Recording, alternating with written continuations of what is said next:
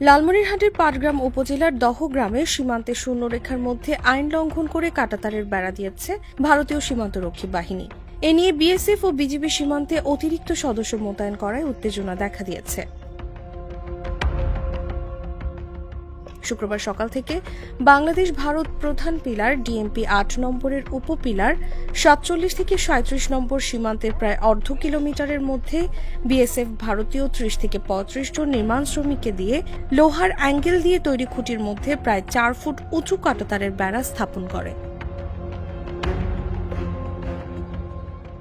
শূন্যরেখা ১৫০ গজের শেষ অংশে স্থানীয়রা এসব স্থাপন করতে দেখে বিজিবিকে খবর দেন।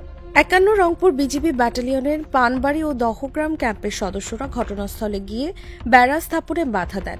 এতে কিছু সময় নির্মাণ কাজ বন্ধ রাখেন বিএসএফ সদস্যরা। পরে কয়েকশো বিএসএফ সদস্য এবং লোকজন নিয়ে আবারও বেড়া স্থাপনের কাজ করতে থাকে বিএসএফ। এই ঘটনাকে কেন্দ্র করে সীমান্তে অতিরিক্ত বিএসএফ সদস্য মোতায়েন করেছে ভারতীয় কর্তৃপক্ষ।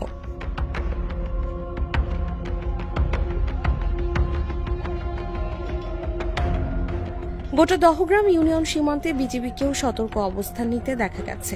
বিজিবি ও সীমান্তের স্থানীয় সূত্র জানায়, ভারতের কোচবিহার রাজ্যের ৬ রানীনগর বিএসএফ ব্যাটালিয়নের করুণ ক্যাম্পের বিএসএফ এর সদস্যরা আন্তর্জাতিক সীমান্ত আইন না মেনে শূন্যরেখা ১৫০ গজের একদম শেষ অংশে কাঁটাতারের বেড়া স্থাপন করেছেন।